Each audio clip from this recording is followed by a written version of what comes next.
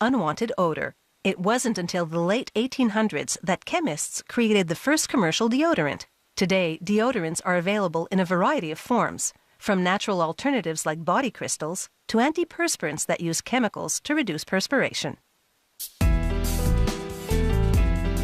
Almost everyone applies deodorant at some point during the day. Convenient packaging helps make application easy. First step to making deodorant: mixing up the batch. Workers pour a blend of ingredients into a kettle mixer, then add powdered wax, the main ingredient that holds everything together. They also add silicone for a smooth texture.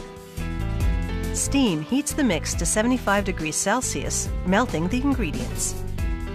A standard recipe for deodorants includes wax, active ingredients that prevent perspiration, dimethicone, a blending agent, silicone, and fragrance to mask odors. Deodorants, like all personal care products, must meet strict quality control standards. The chemists in this plant's laboratory perform a variety of tests to ensure their product meets the highest standards. To make sure that the product has the right consistency, this chemist will perform a viscosity test. She stirs a sample at a constant speed, then verifies that the force required is within the accepted range. These containers will dispense the deodorant. They're mechanically unscrambled on a rotating platform that sends them spinning into individual pockets.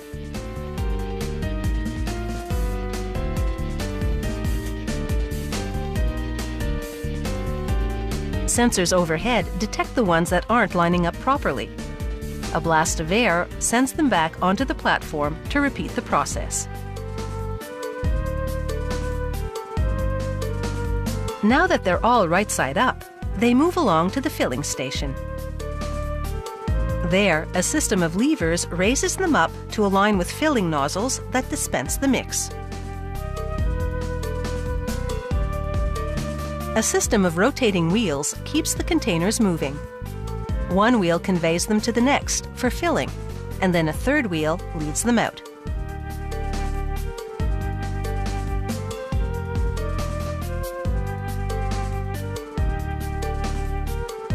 It's best to fill using hot mix that flows freely.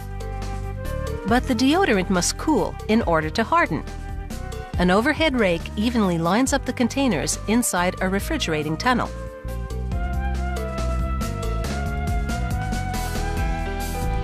Once it's full, workers set the cooling system to 14 degrees Celsius. The deodorant will remain here for several hours. Next, chemists perform a hardness test on a cooled sample of deodorant. A force meter measures the amount of pressure required to crush the sample. It has to be just right. Too hard, and the deodorant crumbles without spreading. It must be able to flow smoothly out through this perforated dome that will cover the deodorant. Each container gets one, over at the doming station. Again, a system of revolving wheels works together to convey the containers through the station. At the center wheel, cappers overhead lay the perforated dome on top of each one. The containers then move to the next station, where they each receive a strip of adhesive plastic that covers the dome's surface. A safety seal that protects the deodorant. Back to the doming station. The containers pass through once more, as the cappers now snap a plastic cover onto each one. Now they're ready for the final step, labeling. The containers roll past a plate that lifts off adhesive labels from a continuous strip and applies them. A brush smooths over the labels, and that's the final touch. Now the deodorant is ready for shipping to customers. Good things do come in small packages of all kinds.